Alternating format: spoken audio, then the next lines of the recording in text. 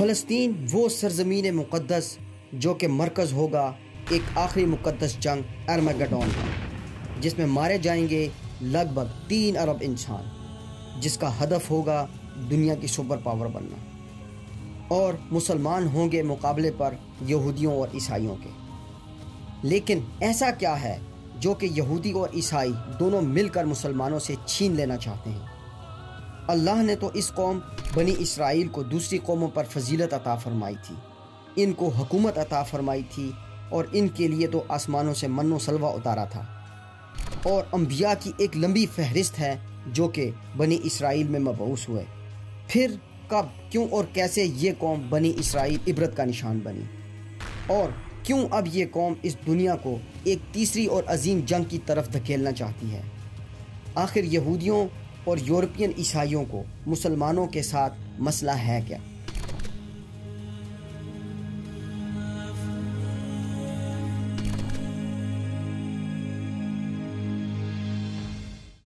حضرت ابراہیم علیہ السلام کو اللہ تعالیٰ نے نہ صرف 2 بیٹے عطا کیے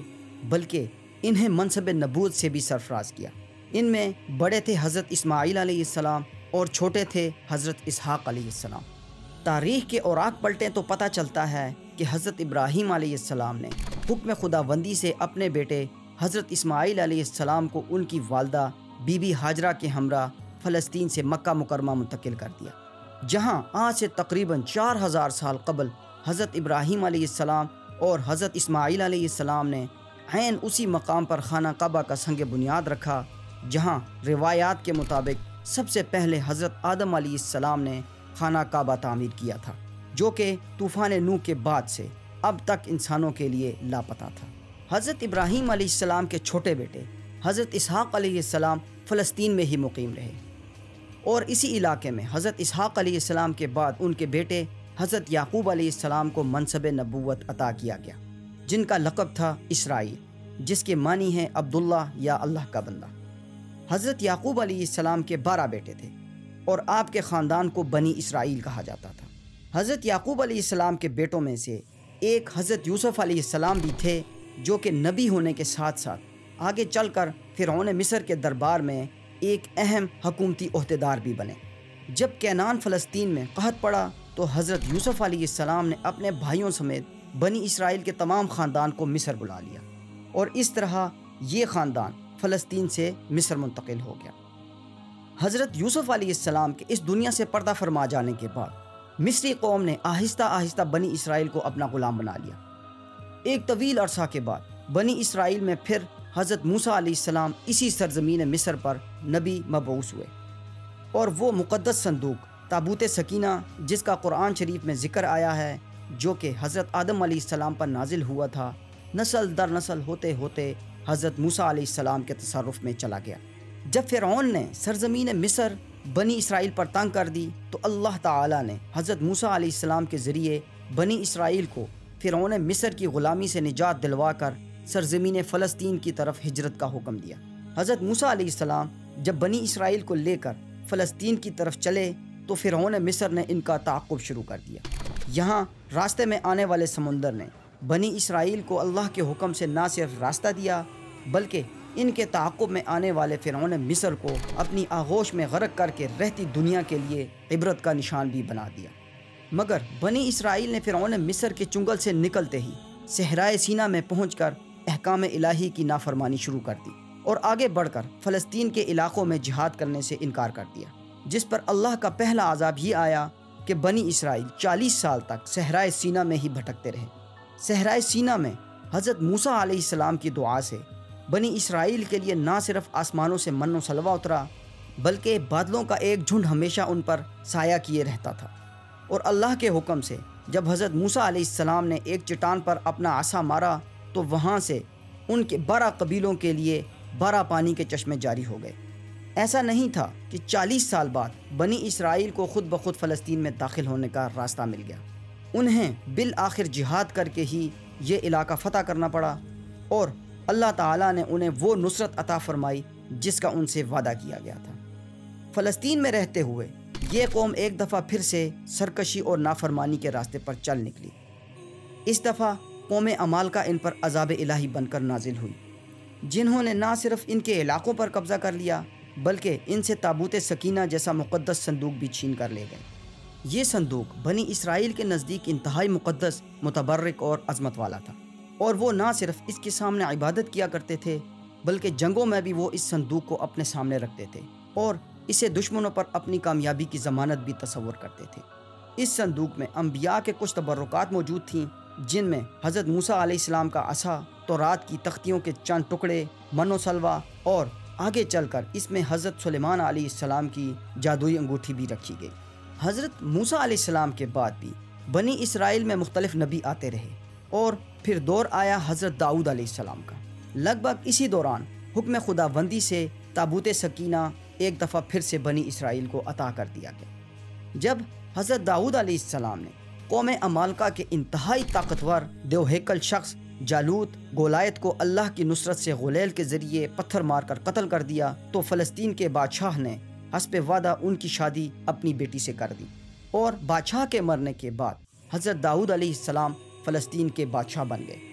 حضرت داؤد علیہ السلام کا دور بنی اسرائیل اور یہودیوں کے نزدیک ان کا نقطہ عروج تھا، اس لیے آج بھی آپ اسرائیل کے جھنڈے میں اسٹار آف ڈیوڈ کو دیکھ سکتے ہیں۔ ان سب حالات و واقعات کو قرآن شریف کی سورہ جاسیہ آیت 16 میں کچھ یوں بیان کیا گیا، مفہوم: اور بے شک ہم نے بنی اسرائیل کو کتاب اور حکومت اور نبوت عطا فرمائی اور انہیں پاکیزہ چیزوں سے رزق دیا، اور ہم نے انہیں ان کے ہم زمانہ جہانوں پر یعنی ان کے دور کی قوموں اور تہذیبوں پر فضیلت بخشی۔ اب چونکہ تابوت سکینہ بنی اسرائیل کے تصرف میں آ چکا تھا تو حضرت داؤد علیہ السلام نے اس کی حفاظت اور بنی اسرائیل کی عبادت کے لیے ایک مستقل عبادت گاہ یا ہیکل کی تعمیر شروع کی، لیکن وہ اسے اپنی حیات میں مکمل نہ کر سکے۔ حضرت داؤد علیہ السلام کی وفات کے بعد ان کے بیٹے حضرت سلیمان علیہ السلام فلسطین کے بادشاہ بنے۔ اللہ سبحانہ و تعالی نے حضرت سلیمان علیہ السلام کو ہواؤں، جنوں اور ہر قسم کے جانوروں پر ایک زبردست حکومت عطا کی تھی۔ حضرت سلیمان علیہ السلام نے اپنے والد کے ادھورے مشن یعنی ہیکل سلیمانی کی تعمیرات کو 922 قبل مسیح کے آس پاس جنوں کی مدد سے مکمل کروا لیا۔ بنیادی طور پر یہ ہیکل سلیمانی کی عمارت یہودیوں کے نزدیک اتنی ہی اہم اور مقدس تھی جتنی اہمیت مسلمانوں کے ہاں بیت اللہ شریف کی ہے۔ حضرت سلیمان علیہ السلام اور ہیکل سلیمانی کی تعمیر سے فلسطین اور گرد و نواح کے علاقوں پر بنی اسرائیل کی ایک مضبوط ریاست قائم ہو گئی۔ حضرت داؤد علیہ السلام اور حضرت سلیمان علیہ السلام کے بعد پھر سے یہ قوم غرور، تکبر، بغاوت اور سرکشی میں اس قدر آگے بڑھ گئی کہ عذاب الہی کے مستحق ٹھہری، اور 586 قبل مسیح میں بابل کے حکمران بخت نصر نے ان پر حملہ کیا اور ہیکل سلیمانی کو تباہ کر دیا۔ تقریباً 6 لاکھ یہودیوں کو اس نے بڑی بے دردی سے نہ صرف قتل کیا بلکہ تابوت سکینہ کے ہمراہ وہ 2 لاکھ کے قریب یہودیوں کو اپنے ساتھ قیدی بنا کر بابل لے گیا۔ فرعون مصر کے بعد اس دفعہ بنی اسرائیل بابل کے حکمران بخت نصر کے ہاتھوں غلامی کی زنجیروں میں جکڑ لیے گئے۔ بخت نصر نے شہر بابل سے باہر یہودی غلاموں کے لیے ایک بستی تعمیر کی جس کا نام تل ابیب رکھا گیا۔ یہودیوں نے اپنے اس تاریخی زخم کو یاد رکھنے کے لیے آج بھی جدید اسرائیل میں اپنے ایک شہر کا نام تل ابیب رکھا ہوا ہے۔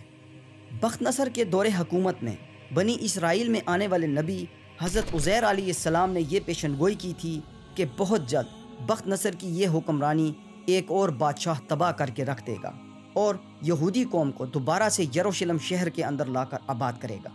تقریباً 100 سال بعد پیشن گوئی کے مطابق بالکل ایسا ہی ہوا۔ بنی اسرائیل کو بیبلونین حکمرانوں کی غلامی سے اس وقت آزادی ملی جب بابل کے ہمسائے میں موجود فارس کے حکمران سائرس دی گریٹ نے بابل پر حملہ کیا اور ان کے علاقوں پر قبضہ کر لیا۔ سائرس دی گریٹ نے نہ صرف بنی اسرائیل کو واپس فلسطین جانے کی اجازت دے دی بلکہ انہیں مالی معاونت بھی فراہم کی تاکہ وہ دوبارہ سے اپنی عبادت گاہ ہیکل سلیمانی کو تعمیر کر سکیں، اور اس طرح تاریخ میں دوسری دفعہ ہیکل سلیمانی تعمیر کیا گیا جسے سیکنڈ ٹیمپل کا نام دیا گیا۔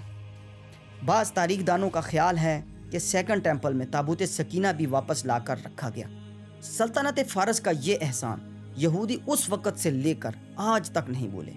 333 قبل مسیح میں آ کر سکندر اعظم نے بنی اسرائیل کے زیر قبضہ ان علاقوں کو سلطنت یونان میں شامل کر کے بنی اسرائیل کی بالادستی کو ختم کر دیا، لیکن 165 قبل مسیح کے لگ بھگ بنی اسرائیل نے بغاوت کر کے دوبارہ سے ان علاقوں میں یہودی سلطنت کی بنیاد رکھی، جس کا 100 سال بعد سلطنت روم کے ہاتھوں خاتمہ ہو گیا۔ بہرحال وقت گزرتا رہا، یہاں تک کہ بنی اسرائیل میں حضرت عیسیٰ علیہ السلام کا ظہور ہوا۔ اس وقت تک یہودی اخلاقی اور مذہبی اعتبار سے اس قدر گراوٹ کا شکار ہو چکے تھے کہ ان کے علماء چند پیسوں کی خاطر دین موسوی میں اپنی مرضی کی تبدیلیاں کرتے تھے، اور ان کا سب سے بڑا جرم یہ تھا کہ وہ انبیاؤں کو، جو کہ سب سے معصوم انسان ہوتے ہیں، انہیں اذیت دینا اور قتل کرنے کو اپنا شعار اور شیوا بنا چکے تھے۔ چونکہ بنی اسرائیل کے ہاتھ پہلے ہی حضرت زکریا علیہ السلام اور حضرت یحییٰ علیہ السلام کے خون سے رنگے ہوئے تھے، اس لیے جب حضرت عیسیٰ علیہ السلام نے بنی اسرائیل کو اللہ کی نافرمانیوں اور دین موسوی میں کی جانے والی تبدیلیوں سے روکا اور ان کے راستے کی رکاوٹ بننے لگے، تو شروع میں انہوں نے نعوذ باللہ انہیں دجال یا ناجائز کہہ کر ان کی تضحیق کرنے کی کوشش کی۔ مگر اس کے باوجود بھی جب حضرت عیسیٰ علیہ السلام کی دعوت حق نہ روک پائے اور اپنی ہی قوم بنی اسرائیل کو عیسائیت میں جاتے دیکھا، تو وہ حضرت عیسیٰ علیہ السلام کو بھی قتل کرنے کے در پہ ہو گئے۔ مگر اللہ تعالیٰ نے ان کا یہ منصوبہ ناکام بنا دیا۔ چونکہ بنی اسرائیل کی ایک بڑی تعداد نبی وقت حضرت عیسیٰ علیہ السلام کے پیروکار بن گئے، اس لیے وہ عیسائی کہلوائے، اور بنی اسرائیل کا وہ طبقہ جو حضرت عیسیٰ علیہ السلام کی نبوت کا انکار کر کے تحریف شدہ دین موسوی پر ہی ڈٹا رہا، وہ یہودی کہلایا۔ یعنی حضرت عیسیٰ علیہ السلام کے دور تک انسان مذہبی اعتبار سے دو بڑے گروہوں میں منقسم ہو چکے تھے، یہودی اور عیسائی۔ بنیادی طور پر عیسائیت دین موسوی سے ہی اخذ شدہ ایک نیا مذہب تھا، جو کہ زیادہ تر شریعت موسوی پر ہی بیس کرتا تھا، اور حضرت عیسیٰ علیہ السلام کی جائے پیدائش ہونے کی وجہ سے بیت المقدس عیسائیوں کے لیے بھی اتنا ہی مقدس تھا جتنا کہ یہودیوں کے نزدیک۔ تاہم یہودیوں کی طرف سے حضرت عیسیٰ علیہ السلام کو سولی چڑھا دینے اور عیسائیت کے پیروکاروں پر ظلم و جبر کرنے کی وجہ سے عیسائیوں کے دلوں میں ان کے لیے انتہائی حد تک نفرت آمیز جذبات پائے جاتے تھے۔ قتال انبیاء کی یہودیوں کو یہ سزا ملی کہ 70 عیسوی میں جب یہودی سلطنت نے سلطنت روم کے خلاف بغاوت کی، تو اسے ایک رومی جرنیل ٹائٹس نے بہت بری طرح کچل دیا۔ یہ رومی جنرل بابل کے بادشاہ بخت نصر سے بھی زیادہ ظالم ثابت ہوا۔ اس نے صرف ایک دن میں ہی 1,33,000 یہودیوں کو قتل کر دیا، تقریباً 60 سے 70 ہزار مرد قیدی، جبکہ جوان عورتوں کو لونڈیا بنا لیا گیا۔ اس کے ساتھ ساتھ ٹائٹس نے ہیکل سلیمانی کی اینٹ سے اینٹ بجا دی اور یہودیوں کو ہمیشہ ہمیشہ کے لیے فلسطین سے نکال دیا۔ یوں یہودیوں کی قومی شناخت کا جنازہ نکل گیا اور وہ پوری دنیا میں رسوا ہو کر بکھر گئے۔ جس طرح عمومی طور پر ہر نبی اپنی قوم کو اپنے بعد آنے والے نبی کے بارے میں اطلاع دیا کرتا تھا، اسی طرح حضرت عیسیٰ علیہ السلام نے بھی اپنے بعد آنے والے نبی آخر الزماں کے بارے میں اپنی قوم یعنی بنی اسرائیل کو مطلع کر دیا تھا، جس کے اشارے تورات میں پہلے ہی دیے جا چکے تھے۔ اسی وجہ سے یہودی نہ صرف عرب میں آ کر آباد ہوئے، بلکہ وہ نبی آخر الزماں کے ظہور کا انتظار بھی کرنے لگے۔ بنی اسرائیل میں انبیاء کا ظہور چونکہ تسلسل سے جاری تھا، اس لیے وہ یہ عقیدہ قائم کر بیٹھے کہ نبی آخر الزماں کا ظہور بھی بنی اسرائیل میں ہی ہوگا اور ان کو ایک دفعہ پھر سے عروج حاصل ہوگا۔ لیکن اس دفعہ مشیت الہی کچھ اور ہی تھی۔ 4 صدی میں رومی حکمران کانسٹنٹائن کے عیسائیت قبول کرتے ساتھ ہی پوری رومی سلطنت عیسائی ہو گئی، اور مذہبی اعتبار سے اب پورے یورپ میں ان یہودیوں سے نفرت میں مزید اضافہ ہو گیا۔ ٹائٹس کے حملے کے بعد سے یہودی بڑی شدت سے آخری نبی کا انتظار کر رہے تھے، جیسا کہ الہامی کتابوں میں ان سے وعدہ کیا گیا تھا۔ تاہم حضرت عیسیٰ علیہ السلام کی پیدائش کے 570 سال بعد نبی آخر الزماں کی ولادت بنی اسرائیل کی جگہ بنی اسماعیل میں ہو گئی، جو کہ یہودیوں کے لیے حقیقی معنوں میں ایک بہت بڑا جھٹکا تھا۔ بنی اسرائیل ہمیشہ سے اپنی نسل میں انبیاء کی آمد کو اپنے لیے عزت اور توقیر کی علامت سمجھتے تھے، اس لیے انہوں نے نبی آخر الزماں حضرت محمد مصطفیٰ صلی اللہ علیہ وسلم پر ایمان لانے سے صرف اسی وجہ سے انکار کر دیا کہ وہ بنی اسرائیل کی نسل سے نہ تھے۔ یہودی اس باریک نقطے کو ہی نہ سمجھ پائے، یا گھمنڈ اور تکبر میں آ کر وہ یہ سمجھنا ہی نہیں چاہتے تھے کہ نبی آخر الزماں کسی مخصوص امت کے لیے نہیں آئے، بلکہ وہ تو کل کائنات کے نبی بنا کر بھیجے گئے ہیں، جیسا کہ اللہ تعالیٰ نے قرآن شریف کی سورۃ بقرہ میں فرمایا۔ مفہوم: اے بنی اسرائیل، ان نعمتوں کو یاد کرو جو تم پر کی گئی، اور اپنا وعدہ پورا کرو، ایمان لاؤ تاکہ ہم بھی اپنا وعدہ پورا کریں۔ لیکن یہودیوں کی ایک بڑی تعداد اپنے بغض اور تکبر کی وجہ سے نہ صرف تحریف شدہ شریعت موسیٰ پر ہی ڈٹی رہی، بلکہ نبی آخر الزماں کی نبوت کا بھی انکار کرتی رہی۔ لیکن ان کی کوئی تدبیر بھی کام نہ آئی، اور اسلام بڑی تیزی سے جزیرہ عرب میں پھیلتا چلا گیا۔ ہیکل سلیمانی، جو کہ پہلے صرف یہودیوں اور عیسائیوں کے لیے متبرک تھا، مسلمانوں کے نزدیک اس کی اہمیت اس وقت بڑھ گئی جب معراج کا واقعہ پیش آیا، جیسا کہ قرآن کریم کی سورت بنی اسرائیل کی پہلی آیت میں ارشاد فرمایا: پاک ہے وہ اللہ جو لے گیا اپنے بندے کو راتوں رات مسجد احرام سے مسجد اقصیٰ یعنی بیت المقدس تک، وہ جس کے ارد گرد ہم نے برکتیں رکھی ہیں تاکہ ہم اسے اپنی قدرت کی نشانیاں دکھائیں، بے شک وہ سننے والا اور دیکھنے والا ہے۔ اس سفر معراج میں جب اللہ تعالیٰ کے محبوب بیت المقدس پہنچے تو وہاں تمام انبیاء اکرام نے حضور اکرم صلی اللہ علیہ وسلم کی اقتداء میں اسی مقام پر نماز بھی پڑھی، اور جب نمازیں فرض ہوئی تو شروع میں یہودیوں کو قائل کروانے کی خاطر بیت المقدس کی طرف ہی منہ کر کے نماز ادا کرنے کا حکم دیا گیا، کیونکہ یہودی اسی طرف منہ کر کے عبادت کیا کرتے تھے۔ لیکن 17 ماہ بعد عبادت کا رخ بیت المقدس سے مسجد الحرام کی جانب موڑ دیا گیا تاکہ شریعت محمدی کا اقرار اور انکار کرنے والوں میں تفریق کی جا سکے۔ اگر اس بات پر غور کریں کہ ہیکل سلیمانی، جسے یہودی اپنا قبلہ اور اپنی شان و شوکت کا مظہر سمجھتے ہیں، اصل میں وہ ایک عبادت گاہ ہی ہے جو کہ حضرت داؤد علیہ السلام اور حضرت سلیمان علیہ السلام نے بنی اسرائیل کی عبادت کے لیے تعمیر کی تھی، اور مسلمانوں کے نزدیک بھی اس کی اہمیت ایک قبلہ اور ایک عبادت گاہ ہی ہے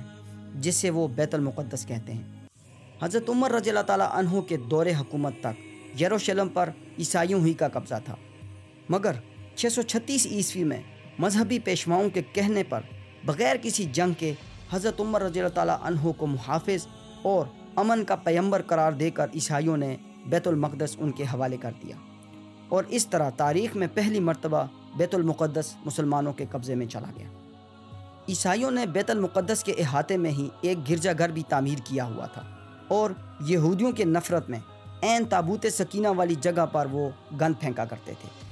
لیکن 639 عیسوی میں حضرت عمر رضی اللہ تعالیٰ عنہ نے یہاں صفائی کروا کر عین اسی جگہ ایک مسجد تعمیر کروائی جہاں حضرت سلیمان علیہ السلام نے مسجد تعمیر کی تھی، اور قرآن میں موجود واقع معراج کی نسبت سے اس کو مسجد اقصیٰ کا نام دیا۔ قرب قیامت کی پیشن گوئیوں میں سے ایک نشانی یہ بھی تھی کہ ہیکل سلیمانی 3 دفعہ تعمیر ہوگا،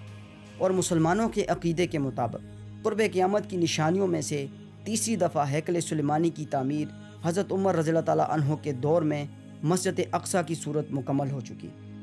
لیکن یہودی اس بات کو تسلیم نہیں کرتے، کیونکہ وہ ہیکل سلیمانی کی تعمیر کو دنیا پر یہودی غلبے کے ساتھ نتھی کرتے ہیں۔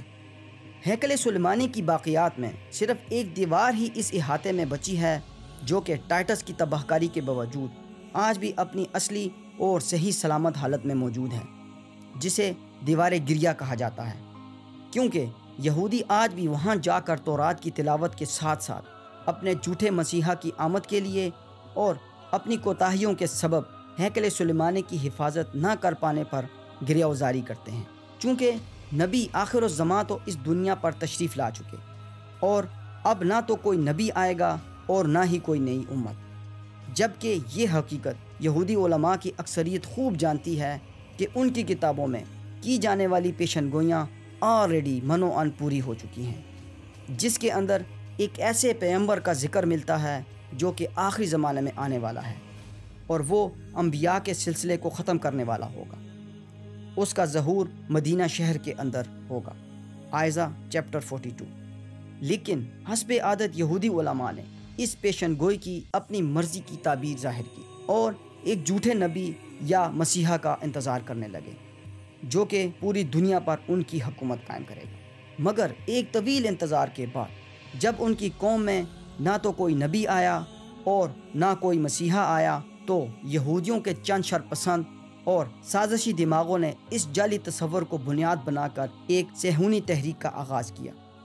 جس میں یہودیوں کے آبائی وطن فلسطین میں یہودیوں کے لیے ایک ملک گریٹر اسرائیل حاصل کرنے کے علاوہ دجال کو ہی اپنا مسیحا اور نجات دہندہ قرار دے دیا گیا۔ مطلب یہ کہ جس طرح حضرت موسیٰ علیہ السلام کے دور میں جب حضرت موسیٰ علیہ السلام کوہ طور پر گئے تو بنی اسرائیل نے ان کی غیر موجودگی میں بچڑے کو اپنا معبود بنا دیا، اسی طرح یہودیوں نے بھی سرکشی کرتے ہوئے ارادہ خداوندی کو ماننے سے انکار کر دیا اور صرف اس دنیا پر یہودی بالادستی قائم کرنے کے لیے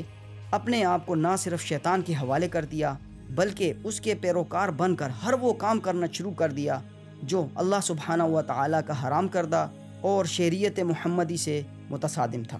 دنیا پر غلبہ حاصل کرنے کے لیے انہوں نے سب سے پہلے دنیا کی بڑی بڑی منڈیوں اور پھر مالیاتی اداروں پر قبضہ کرنے کے بعد سازشوں اور جنگوں کا ایسا جال بچھایا جس کے اندر نہ صرف چھوٹے چھوٹے ملک بلکہ بڑی بڑی حکومتیں بھی گھٹنے ٹیکنے پر مجبور ہو گئیں، جس کی ایک واضح مثال اوٹومن امپائر یا خلافت عثمانیہ تھی۔ یہودیوں نے عیاری اور مکاری سے اسی سلطنت کو دھوکہ دیا جس کے 8ویں سلطان بایزید دوئم نے نہ صرف ان یہودیوں کو اسپین کے ظالم عیسائی حکمران کے چنگل سے نکالا تھا بلکہ انہیں اپنے ملک میں جگہ بھی دی تھی۔ پھر انہیں یہودیوں نے اپنے سرمایہ کے بل بوتے پر عثمانی خلیفہ سلطان عبدالحمید سے فلسطین میں یہودیوں کے مستقل قیام کی اجازت مانگی، جو کہ بنیادی طور پر گریٹر اسرائیل بنانے کے لیے پہلا قدم تھا، اور جب سلطان کی طرف سے اجازت نہ ملی تو انہوں نے اس خلافت اور سلطنت کو توڑنے کا مصمم ارادہ کر لیا۔ اپنے اس مقصد کو حاصل کرنے کے لیے انہوں نے پوری دنیا کو پہلی جنگ عظیم کی بھٹی میں جھونک دیا تاکہ اس مضبوط سلطنت کے ٹکڑے کیے جا سکیں، اور تاریخ گواہ ہے کہ اس قوم نے بڑی عیاری اور مکاری سے تاج برطانیہ کا ساتھ دیتے ہوئے اپنے اس ہدف کو بڑی آسانی سے حاصل کر لیا، اور نہ صرف سلطنت عثمانیہ کو توڑنے کا سبب بنے بلکہ 1800 سال کی جلاوطنی کے بعد سرزمین فلسطین پر اپنے قدم جمانے میں بھی کامیاب ہو گئے۔ پہلی جنگ عظیم میں جرمنی اوٹومن امپائر کا حلیف تھا، اور جہاں مسلمانوں کی مضبوط سلطنت عثمانیہ اور خلافت ٹوٹ گئی وہیں جرمنی کو بھی جنگی اخراجات کی مد میں 33 بلین ڈالر کا ہرجانہ ادا کرنا پڑا۔ کم و بیش یہی وہ اصل وجہ تھی کہ جب جرمنی کی حکومت ہٹلر کے ہاتھ میں آئی تو اس کے نزدیک سب سے اہم کام اس غدار قوم کا صفایا ہی تھا، جس کی وجہ سے جرمنی کو پہلی جنگ عظیم میں شکست کا سامنا کرنا پڑا۔ ہٹلر نے اپنے زیر قبضہ علاقوں میں یہودیوں کا قتل عام کر کے ان کا صفایا شروع کر دیا۔ اس طرح یہودی آبادی کا تقریباً 80% حصہ ہٹلر کے ہاتھوں موت کے منہ میں چلا گیا۔ 20% بچ جانے والے یہودیوں کے بارے ہٹلر نے کہا تھا کہ میرے مر جانے کے بعد اس دنیا کو یہ احساس ہوگا کہ مجھے ان 20% یہودیوں کو بھی ٹھکانے لگا کر اس دنیا سے جانا چاہیے تھا۔ ہٹلر کے یہ الفاظ دور حاضر میں منوعان پورے ہوتے نظر آ رہے ہیں کہ کیسے ان یہودیوں نے دھیرے دھیرے پوری دنیا کو جنگوں میں الجھا کر نہ صرف عالمی معیشت کو بلکہ پس پردہ رہ کر عالمی حکمرانی کو بھی اپنے ہاتھ میں لے لیا ہے۔ کیسے ایک چھوٹا سا ملک 57 اسلامی ممالک کے سامنے فلسطین کے مسلمانوں کا دن دہاڑے قتل عام کر رہا ہے، اور کسی اسلامی ملک بطور خاص اس کے ہمسائے میں موجود مضبوط عرب ریاستوں میں سے کسی کو بھی ہمت نہیں کہ اس کو بزور بازو روک سکے یا کم از کم اس کی بین الاقوامی سطح پر مذمت کر سکے۔ حالیہ حالات و واقعات اس بات کی دلیل ہیں کہ اس دنیا کی زیادہ تر حکومتیں یہودیوں کے زیر اثر ہیں، مگر وہ اصل میں اس مسیح موعود کے منتظر ہیں جو کہ انہیں نیل سے دریائے فرات تک کا علاقہ جسے یہودی اپنی میراث کا ملک سمجھتے ہیں واپس دلائے گا، اور دنیا کے گوشے گوشے سے یہودیوں کو لا کر اس ملک گریٹر اسرائیل میں پھر سے جمع کر دے گا۔ مگر اس راستے میں صرف 2 ہی طاقتیں رکاوٹ ہیں، عیسائی اور دوسرے مسلمان۔ یہودی یہ بات خوب جانتے ہیں کہ مسلمان عیسائیوں کے مقابلے زیادہ خطرناک ہیں، اس لیے وہ مسلمانوں سے خود لڑنے کے بجائے عیسائیوں کو ان سے لڑا کر اپنا ہدف حاصل کرنا چاہتے ہیں۔ انہوں نے بڑی عقل مندی سے عیسائیوں کو اس بات پر راضی کر لیا کہ مسلمانوں کا وجود ان کے لیے بھی خطرے سے خالی نہیں۔ اس لیے عیسائی پادریوں نے باقاعدہ طور پر چرچز میں ایسی تقریبات منعقد کی جن میں یہودیوں کے لیے معافی کا اعلان کیا گیا۔ یوں سیاسی اور اقتصادی مفاد پرستی نے 2000 سالوں سے ایک دوسرے کے جانی دشمنوں کو ایک صف میں لا کھڑا کیا، اور قرآن پاک کی بات بھی سچ ہو گئی کہ یہود و نصارہ ایک دوسرے کے دوست ہیں۔ لیکن حقیقت یہ ہے کہ یہودی جس دجال کو اپنا مسیحا اور نجات دہندہ قرار دے رہے ہیں وہ بنیادی طور پر خدائی کا دعویٰ کر کے عیسائی مذہبی عقائد کو بھی کھوکھلا کر دے گا، اور عیسائیوں کے ساتھ ساتھ وہ مسلمانوں کے ایک بڑے طبقے کو بھی لادینیت کی طرف دھکیل دے گا۔ دجال کا فتنہ تاریخی انسانی کی ابتدا سے لے کر انتہا تک کے تمام فتنوں میں سب سے بڑا اور خطرناک فتنہ ہوگا، جس کی بڑائی اور شدت کا اندازہ اس بات سے لگایا جا سکتا ہے کہ ہر نبی نے اپنی امت کو دجال کے فتنے سے ڈرایا تھا۔ مسلم کتاب الفتن میں درج ہے کہ اصفہان کے 70,000 یہودی دجال کے ساتھ ہوں گے، یعنی دجال کی اصل طاقت یہودی ہوں گے اور یہودیوں کی اصل طاقت عیسائی۔ یہودی عقائد کے مطابق انہیں تیسری بار دنیا کی حکمرانی حاصل ہوگی۔ اس کے لیے انہیں مسجد اقصی کو گرانا ہوگا، جس کی تیاری وہ مکمل کر چکے ہیں۔ مسجد اقصی کے نیچے سرنگوں کا ایک جال بچھایا جا چکا ہے اور کسی بھی ایک عالمی جنگ میں وہ ایک جھٹکے کے ساتھ مسجد اقصی کو گرانے کا ارادہ بھی رکھتے ہیں۔ اس کے بعد وہ ہیکل سلیمانی تعمیر کریں گے، جس کا خاکہ ان کے پاس تیار رکھا ہے، اور کیا پتہ وہ تابوت سکینہ جو کہ لاپتہ ہو گیا تھا وہ بھی انہوں نے ڈھونڈ لیا ہو۔ الغرض قرب قیامت میں ظہور دجال کی تمام تر تیاری یہودی مکمل کر چکے ہیں۔ انہوں نے مسلمانوں سے نہ صرف فلسطین بلکہ نیل کے ساحل سے لے کر دریائے فرات تک کا تمام علاقہ چھین کر اپنا ملک گریٹر اسرائیل بنانا ہے، بھلے ہی اس مقصد کے لیے انہیں دنیا کو تیسری جنگ عظیم کی بھٹی میں ہی کیوں نہ ڈالنا پڑے۔ قیامت سے قبل دنیا ایک بہت ہولناک جنگ کی لپیٹ میں آئے گی۔ اس جنگ کو احادیث میں ملحمۃ العظمی جبکہ بائبل میں ارمگڈون یا ہرمجدون کا نام دیا گیا ہے۔ مشرق وسطیٰ اس جنگ کا مرکزی میدان بنے گا۔ اس جنگ میں ایک طرف عیسائی دنیا اور تمام یورپی اقوام ہوں گی اور دوسری طرف مسلمان ہوں گے۔ امریکہ کے صدر جیمی کارٹر نے ایک دفعہ ارمگڈون کی تشریح کرتے ہوئے کہا تھا کہ اسرائیل کا قیام بائبل کی پیشن گوئی کی تکمیل اور بائبل کے بیان کا حاصل ہے۔ مسیحی بنیاد پرستوں کے نزدیک کٹر یہودی مسجد اقصی کو بم سے اڑا دیں گے، جس سے مسلم دنیا بھڑک اٹھے گی۔ یہ اسرائیل کے ساتھ ایک مقدس جنگ ہوگی جس کی کمان حضرت عیسیٰ علیہ السلام خود کریں گے۔ ان کے مطابق اس جنگ میں کم از کم 3 ارب انسان ختم ہو جائیں گے اور خیر و شر کے درمیان یہ خوفناک جنگ فلسطین کے علاقے میں واقع ہوگی۔ مگر کیا آیا یہودی مسجد اقصی کو گرا کر ہیکل سلیمانی تعمیر کر سکیں گے یا نہیں، یہ تو آنے والا وقت ہی بتائے گا، لیکن یہ حدیث ان حالات و واقعات سے متعلق آپ کی مکمل رہنمائی کر دے گی۔ سیدنا ابو ہریرہ سے روایت ہے کہ رسول اکرم صلی اللہ علیہ وسلم نے فرمایا، قیامت قائم نہیں ہوگی یہاں تک کہ تم یہودیوں سے جنگ کرو گے، حتیٰ کہ جس پتھر کے پیچھے یہودی چھپا ہوگا وہ پتھر کہے گا، اے مسلم میرے پیچھے یہودی چھپا ہوا ہے، اسے قتل کر دے۔ ویڈیو انفارمیٹیو لگی ہو تو چینل کو لائک، سبسکرائب اور شیئر کرنا مت بھولیں۔ اللہ حافظ۔